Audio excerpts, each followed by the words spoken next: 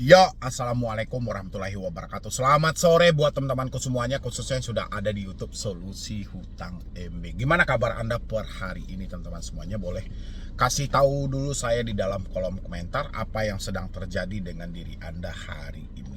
Apakah masih disibukkan dengan hal-hal yang sama, mungkin diteror, diintimidasi, diancam, dan lain sebagainya? Boleh diisi dulu di dalam kolom komentar. Ini banyak yang bertanya sama saya di sini gitu loh. Yang mana dia menyampaikan benar-benar dia sudah tidak mampu.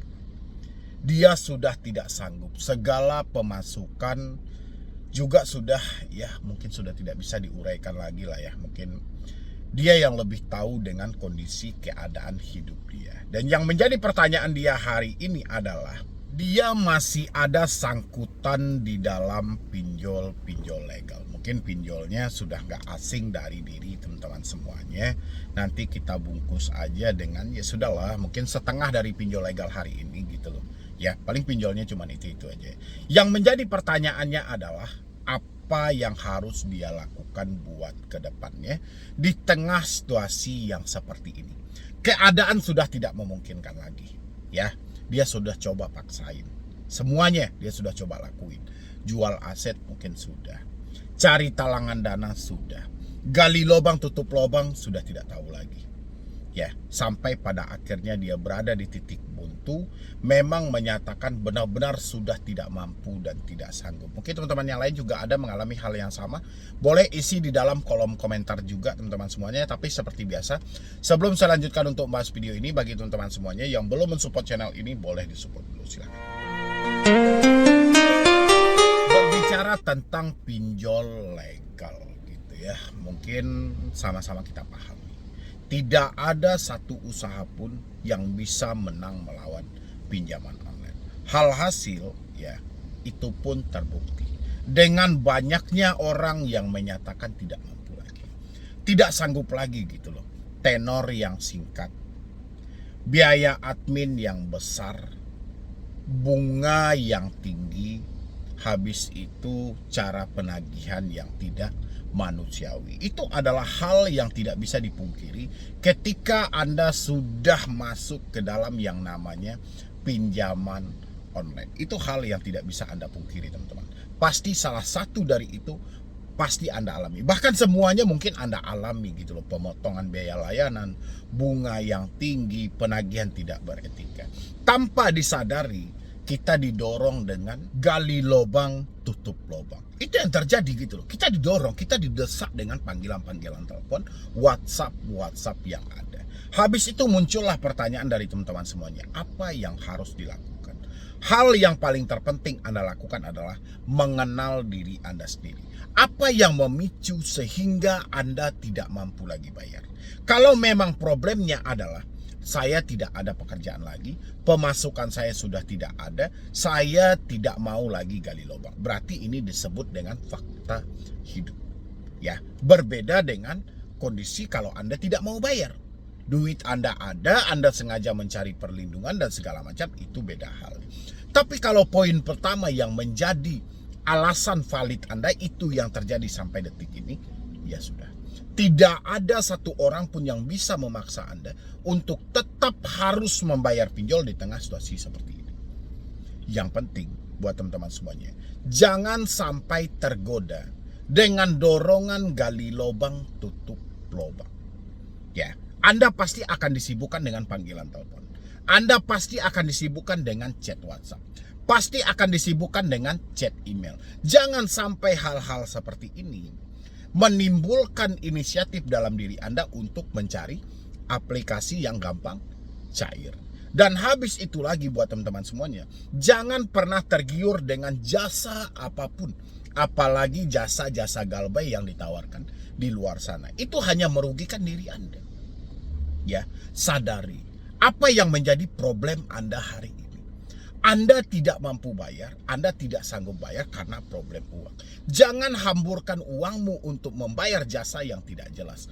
Apalagi sampai menggunakan datamu untuk meminjam ke aplikasi lain dengan dalih pinjol ilegal, dengan dalih pinjol semi legal, semi ilegal dan bahasa segala macam. untuk menutupi yang legal. Jangan. Ya, Anda akan diperbodoh. Menggunakan data Anda, menggunakan handphone Anda, hasil dibagi dua. Begitu mereka mendapatkan tujuan mereka, Anda akan ditinggalkan. Ya, alangkah baiknya hari ini, kalau Anda menyatakan benar-benar sudah tidak mampu, benar-benar sudah tidak sanggup, ya, silahkan Anda bekerja dan berusaha. Kalau misalnya Anda terganggu dengan panggilan telepon, WhatsApp, email, yang mana ini mengganggu proses Anda untuk mengumpulkan uang, mungkin Anda bisa nonaktifkan. Ya, telepon, WhatsApp, email. Ini bukan berarti kita kabur dari hutang, tidak. Lebih untuk menyelamatkan pemikiran kita untuk ke depannya. Ya, supaya Anda bisa bekerja, supaya Anda bisa berusaha. Kumpulkan uang Anda pelan-pelan, nanti dinegosiasi. Itu pun kalau rezeki berpihak kepada Anda. Bagaimana nanti Bang kalau rezeki tidak berpihak pada saya? Anda tampung risiko yang ada. Apa risikonya? Namamu tercatat dalam skor kredit bermasalah. Ya, apa dampaknya? Kedepannya Anda tidak bisa berhutang lagi. Itu dampaknya teman-teman semuanya. Ya, jadi teman-teman gak usah terlalu khawatir lagi dengan katanya. Yang katanya Bang, ini kalau saya tidak melakukan pembayaran akan ada kunjungan. Emang kalau ada kunjungan Anda akan mati? Kan enggak. Bang, kalau saya tidak melakukan pembayaran DC akan datang ke rumah. Terus kalau DC datang ke rumah, Anda mati seketika itu? Enggak. Ya, problem-problem yang Anda tanyakan itu PR-nya cuma satu.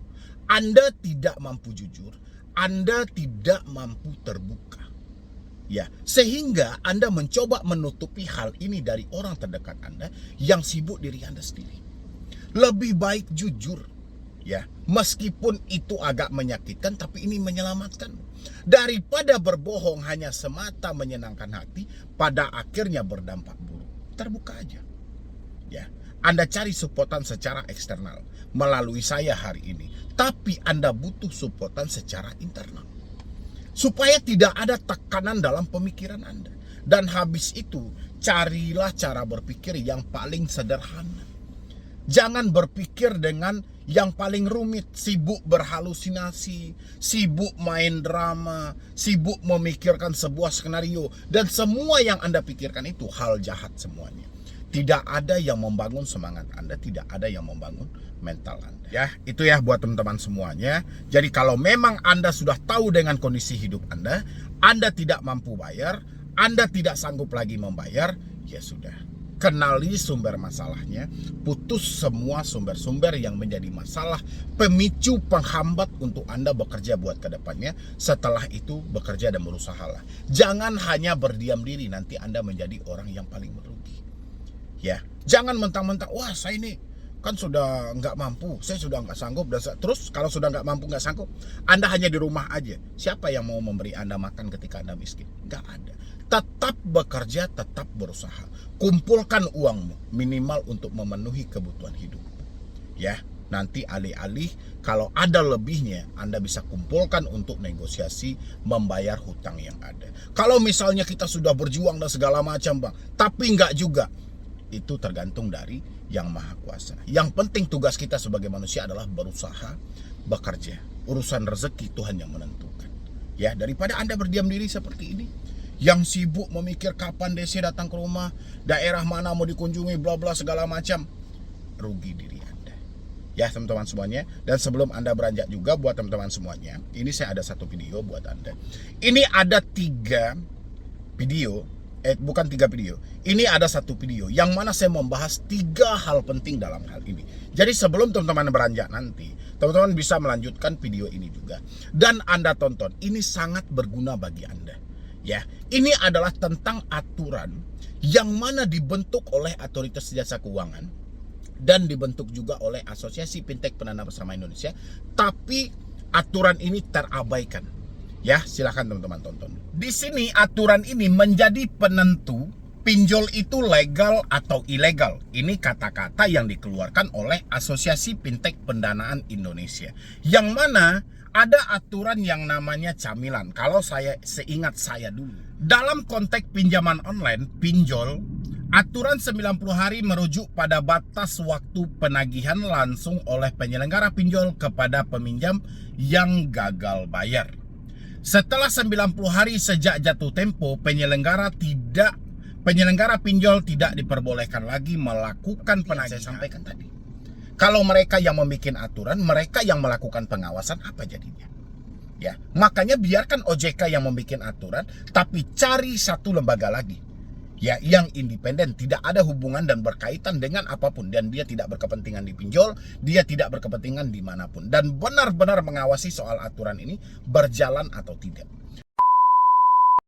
Yo, assalamualaikum warahmatullahi wabarakatuh. Selamat sore buat teman-temanku semuanya, khususnya yang sudah ada di YouTube Solusi Hutang MB. Ya, kali ini saya mau mengajak Anda bernostalgia. Ya, kenapa saya ajak Anda bernostalgia?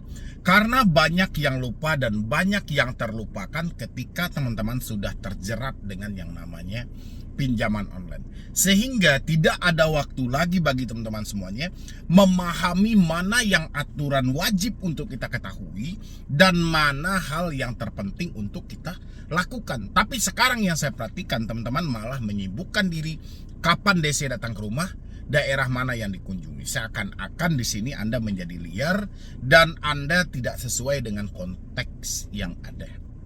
Ya, padahal kalian semuanya hadir ke sini atas dasar ketidakmampuan, atas dasar ketidaksanggupan. Tapi dengan cara Anda memikirkan kapan DC datang ke rumah, Anda mencari jawaban itu, seakan-akan di posisi ini Anda bukan tidak mampu, tapi melainkan tidak mau. Ya, ini untuk teman-teman semuanya yang baru telat bayar pinjol. Saya ajak Anda bernostalgia. Nostalgia yang paling pertama adalah tentang wajib menagih 90 hari. Lewat dari 90 hari, pihak pinjol tidak boleh melakukan penagihan lagi. Benarkah fakta ini? Dan apakah hutang dianggap hangus? Mungkin sebagian sudah paham dan sebagian lagi belum.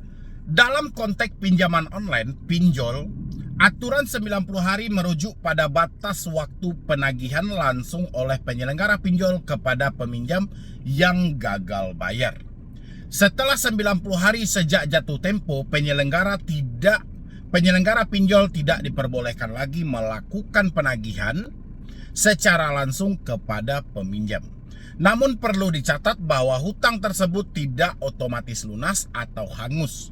Pihak pinjol tetap memiliki hak untuk melakukan penagihan utang melalui jalur hukum atau dengan melibatkan pihak ketiga yang terdaftar di OJK. Nah, oke. Kita kunci sampai di sini. Masih banyak teman-teman saya di luar sana yang beranggapan setelah 90 hari hutang dianggap lunas, pihak pinjol tidak boleh melakukan penagihan lagi. Oke. Pihak pinjol memang benar tidak boleh melakukan penagihan lagi. Tapi 90 hari itu bukan semata-mata hutang hangus begitu aja, tapi pihak pinjol boleh melakukan proses ke jalur hukum atau melibatkan pihak ketiga. Ya, oke. Yang menjadi pertanyaan saya hari ini teman-teman semuanya, ini bukan perkara setelah 90 hari hutang lunas, tidak. Perkara saya bukan di sana lagi gitu loh. Tapi sampai kapan akhir dari penagihan pihak ketiga ini? Ya, kalau untuk menempuh jalur hukum, rasa saya pinjol masih banyak membutuhkan pertimbangan yang matang. Otomatis pinjol akan menyewa pihak ketiga untuk meneruskan penagihan tersebut. Ya, pertanyaannya sangat simpel. Ini mau sampai kapan? Ya, karena banyak teman-teman saya yang sudah telat pinjol, bahkan durasinya sudah sangat lama. Ada yang telat pinjolnya sampai 1 tahun, ada yang 2 tahun, ada yang 3 tahun, ada yang 5 tahun, dan itu masih dilakukan penagihan. Ya, itu yang harus teman-teman pahami. Dan pertanyaan saya sampai detik ini itu tidak terjawab sama sekali. Sampai kapan akhir dari pihak ketiga ini melakukan penagihan? Ya, kalau proses hukum ya kita sama-sama tahu. Pinjol mungkin masih butuh pertimbangan yang sangat matang. Makanya pinjol mengambil alternatif bekerja sama dengan pihak ketiga. Tapi pertanyaannya, pihak ketiga ini mau sampai kapan? Ya, karena debitur juga butuh jawaban yang paling tepat. Setelah 90 hari penagihan dilanjutkan oleh pihak ketiga. Ya, kalau sudah 3 kali 90 hari, apakah pihak ketiga masih melakukan penagihan? atau bahkan 4 kali 90 hari, apakah pihak ketiga masih melakukan penagihan? Dan inilah kita tidak menemukan jawaban sampai detik ini. Kapan nama kita akan dimasukkan ke dalam SLIK? Kapan nama kita akan masuk ke dalam fintech data center? Kapan penagihan ini akan berhenti? Ya, itu yang harus teman-teman cari tahu jawabannya. Saya sendiri pun tidak tahu jawabannya itu, karena banyak laporan yang masuk setelah 1 tahun telat bayar, setelah 1 tahun galbay, 2 tahun, 3 tahun, tapi tetap aja ditagih. Ya, berarti setelah data dilimpahkan ke pihak ketiga, ini tidak ada akhiran sama sekali. Ya, jadi jangan teman-teman beranggapan setelah 90 hari hutang kita dianggap hangus, itu tidak ada. Oke, jadi jangan keliru dalam hal itu. Di sini lagi, penyelenggara pinjol hanya boleh menagih utang secara langsung kepada peminjam dalam waktu 90 hari sejak tanggal jatuh tempo. Oke, hari ini jatuh tempo sampai 90 hari ke depan. Oke. Tidak ada penghapusan utang. Meskipun penagihan langsung dibatasi, utang tetap ada dan harus dibayar. Pihak pinjol dapat menempuh jalur hukum atau melibatkan pihak ketiga. Iya, memang hutang itu wajib dibayar gitu loh. Tapi jangan sampai gali lubang tutup lubang. Penyelesaian lewat pihak ketiga. Habis itu perlindungan konsumen. OJK juga mengatur tata cara penagihan yang dilakukan oleh pihak ketiga, termasuk larangan intimidasi dan kekerasan. Penting bagi si peminjam untuk memahami hak dan kewajibannya terkait pinjaman online.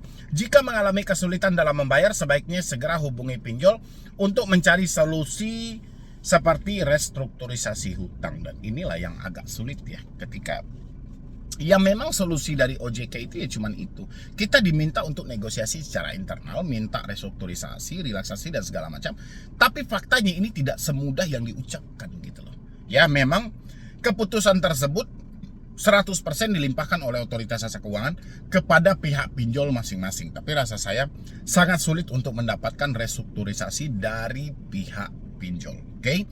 Itu untuk yang pertama. Untuk aturan yang kedua, di sini aturan ini menjadi penentu pinjol itu legal atau ilegal. Ini kata-kata yang dikeluarkan oleh Asosiasi Fintech Pendanaan Indonesia, yang mana ada aturan yang namanya camilan. Kalau seingat saya dulu, sewaktu Bapak Henrikus Pasagi masih ada di OJK, beliau yang paling menggencarkan tentang camilan, dan beliau juga yang menguatkan untuk membentuk aturan camilan, kamera, mikrofon, lokasi.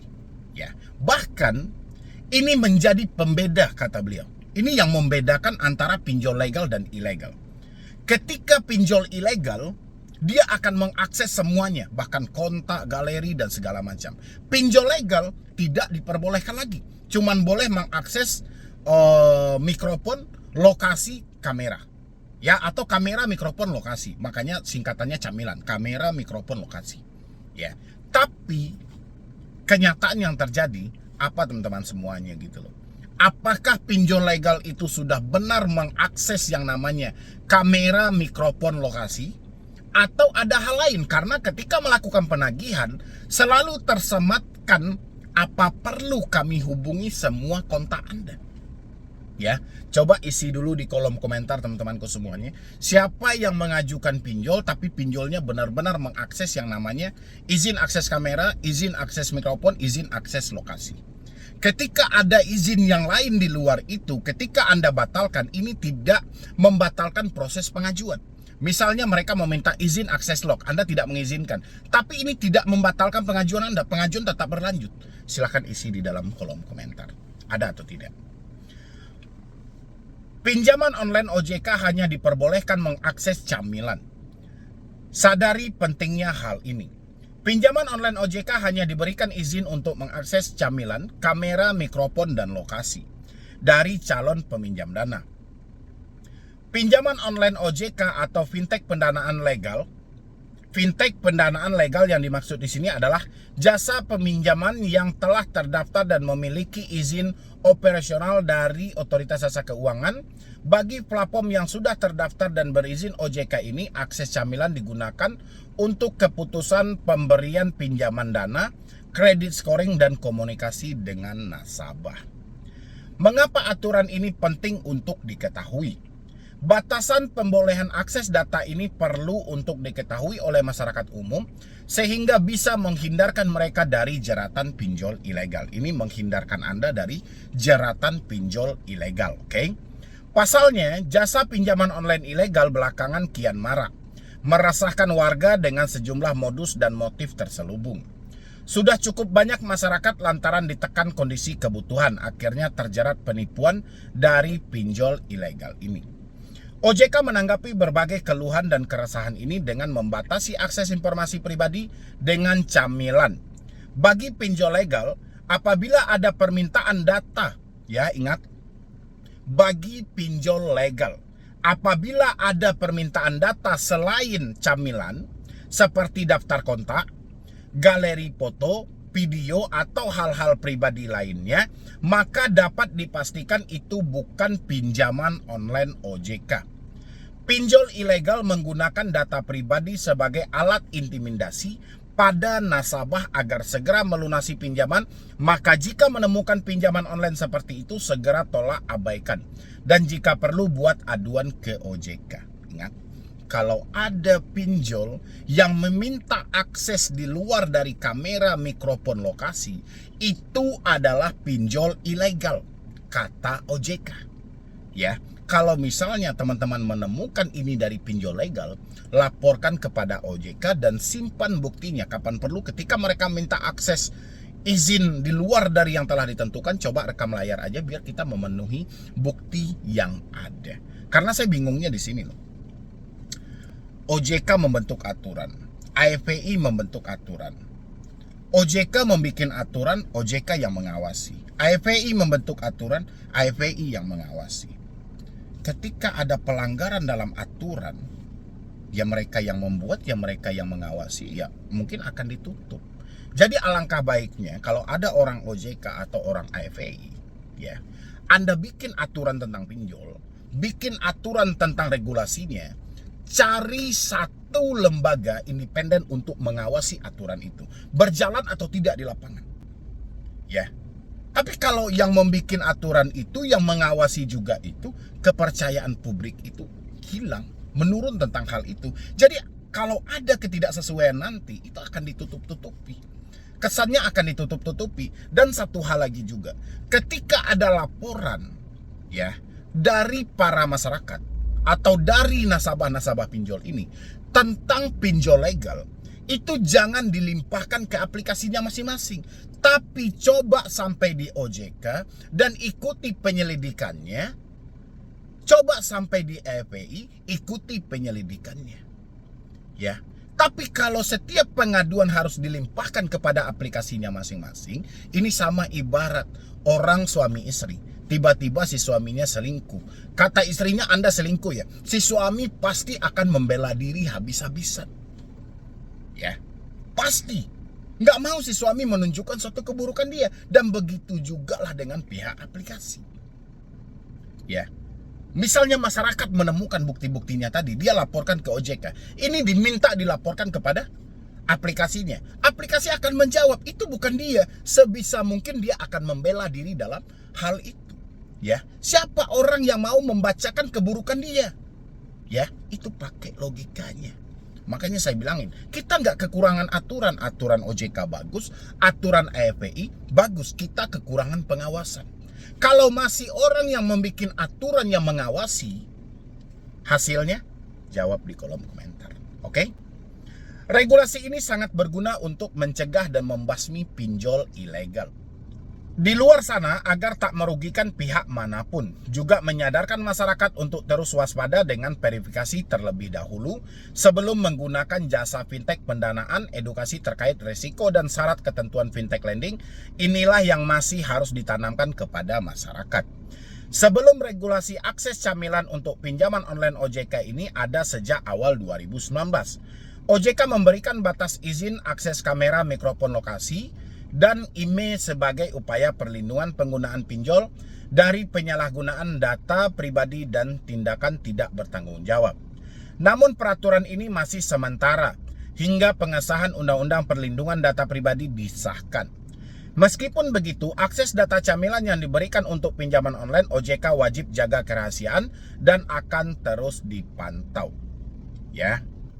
Habis itu ya sudahlah teman-teman semuanya ya. Jadi sampai di sana Anda pahami aja bahwasannya kalau ada yang meminta akses di luar dari kamera, mikrofon, lokasi, real menurut dari OJK dan AFPI ilegal. Ya, tinggal Anda buktikan nanti. Ada atau tidak pinjol legal yang melakukan hal yang sama. Ini untuk aturan yang ketiga. Apakah bisa pinjam di banyak pinjol sekaligus? Ya. Jadi kalau saya, sesingkat yang saya tahu, bisa. Ya. Karena banyak dari teman-teman saya yang melaporkan. Ada yang mengalami telat bayar di 5 aplikasi, ada yang mengalami terjerat pinjol di 10 aplikasi, ada yang mengalami 15 aplikasi. Saya tanyain, kapan mulai terjadinya?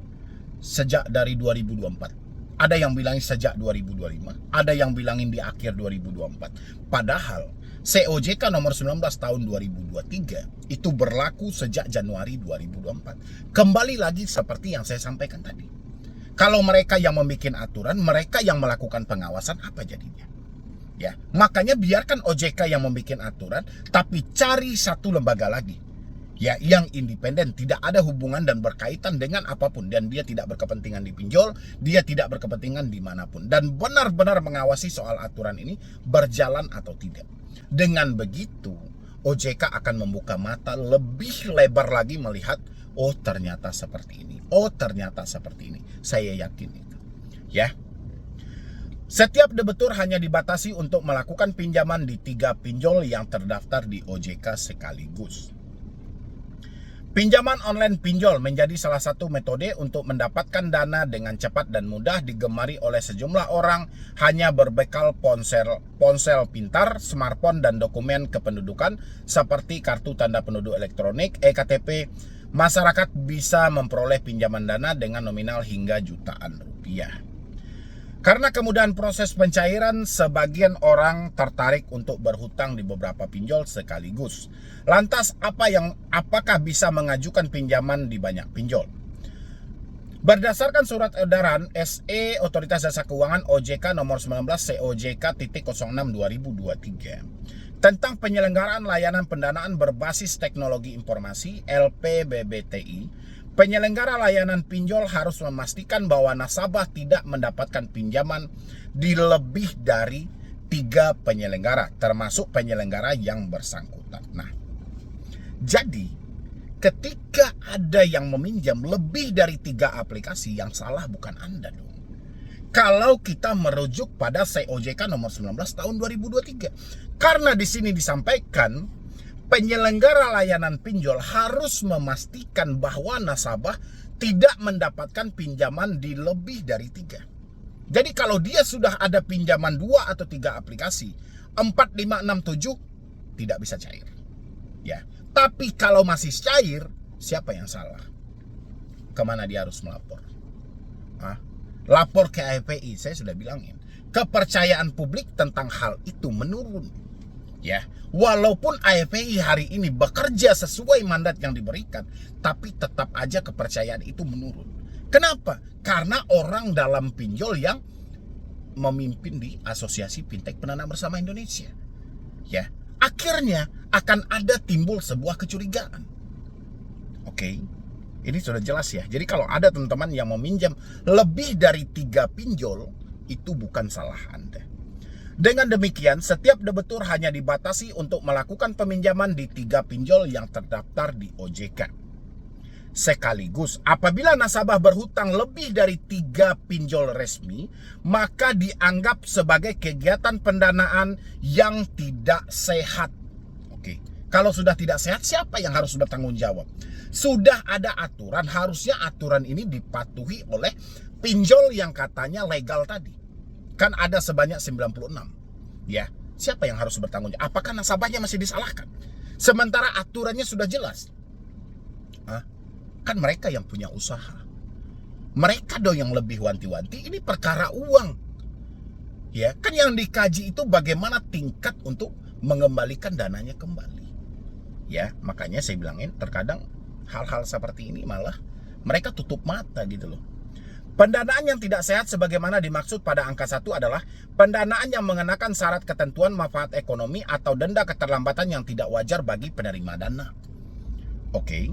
Yang tidak memperhatikan kemampuan membayar kembali, repayment capacity. Penerima dana atau pendanaan yang diterima penerima dana lebih dari 3 penyelenggara, bunyi COJK nomor 19 COJK ×06 2023 bagian 4 mekanisme penyaluran pelunasan pendanaan angka 6 huruf E poin 2. Senada dengan hal itu, Kepala Departemen Pengaturan dan Pengembangan Lembaga Pembiayaan Perusahaan Modal Pentura, Lembaga Keuangan Mikro, Lembaga Jasa Keuangan lainnya OJK, Ahmad Nasrullah mengatakan bahwa setiap nasabah dilarang meminjam lebih dari 3 pinjol legal sekaligus. Oke, sudah cukup sampai di sana teman-teman semuanya. Sekarang pertanyaan saya, sejak 2024 sampai 2025, berapa banyak hutang Anda hari ini? Berapa aplikasi yang sudah Anda pinjam? Ya, silahkan isi di dalam kolom komentar. Ingat kapan waktu pertama sekali Anda mengajukan pinjaman pinjol dan kapan yang terakhir. Berapa aplikasi Anda sanggupnya? Apakah melebihi dari 3? Kalau melebihi dari 3, kesalahan full 100% dilimpahkan kepada pelaku usaha jasa keuangan. Pinjol atau namanya hari ini Pindar. Isi di kolom komentar.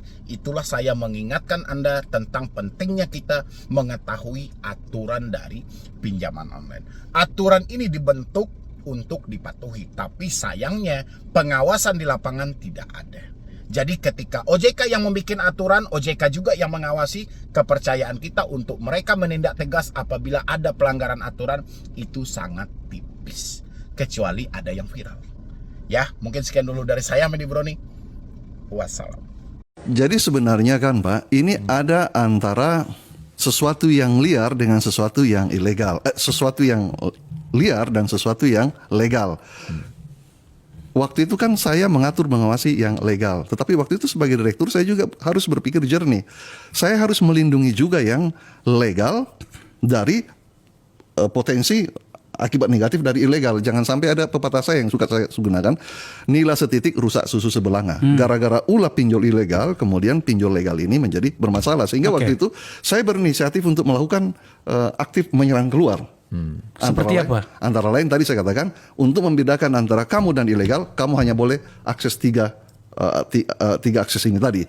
Sehingga kalau Anda coba mengakses lebih dari 3, izin kamu saya cabut.